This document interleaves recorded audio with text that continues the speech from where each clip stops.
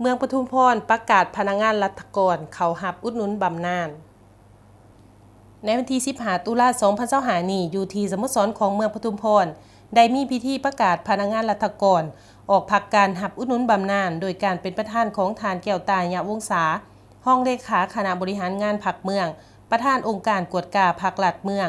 มีบรรดาทานหัวหน้าของการอ้อมข้างเมืองและของการที่เกี่ยวข้องเข้าร่วมทานศรีกันดาคัมพีไลห้องหัวหน้าคณะจัดตั้งเมืองได้ขึ้นผ่านข้อตกลงว่าด้วยการอนุมัติให้พนักงานรัฐกรทั้งสองฐานซึ่งเป็นอดีตการนำของเมืองออกพักการหับอุดหนุนบำนาญซึ่งเห็นดีอนุมัติให้ฐานซีแอนฟองสมุทรอดีตกรรมการพรรคเมืองอดีตหัวหน้าของการกสิกรรมและป่าไม้เมืองออกพักการหับอุดหนุนบำนาญนับแต่วันที่1 ตุลาคม 2025 เป็นต้นไปฐานคำพังบัวแก้วสวรรค์อดีตกรรมการพรรคเมืองอดีตหัวหน้าคณะโฆษณาอบรมเมืองออกพักการหับอุดหนุนบำนาญนับแต่วันที่1 ตุลาคม 2025 เป็นต้นไป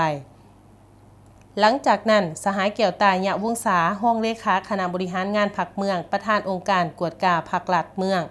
ก็ได้เป็นเกียรติกล่าวมอบข้อตกลงดังกล่าวตื่มอีกพร้อมกันนั้นทั้งสองฐานก็ยังได้ขึ้นผ่านประวัติผลงานและการเคลื่อนไหวของตนเองตั้งแต่เขาสังกัดรัฐเป็นต้นมาจนถึงปัจจุบันโดยเฉพาะแมนการเคลื่อนไหวสีนำพาเวียกงานในโค้งเขตของตนตลอดระยะ30 กว่าปีที่ผ่านมาในโอกาสนี้สหายแก้วตายะวงศาโกยังได้มีคำเห็นโอล้มตืมอีกซึ่งได้กล่าวย่องย่อสมเสยมายังอดีตการนำทั้งสองฐานของเมืองที่ได้สำเร็จภารกิจหน้าที่เวียกงานและญาติผลงานอันผลเด่นหลายด้านในตลอดระยะ30 กว่าปีที่ผ่านมาและเรียกร้องมายังคณะของการและพนักงานของการที่เกี่ยวข้องทั้งสองของการจงพร้อมการสืบต่อจัดตั้งเคลื่อนไหว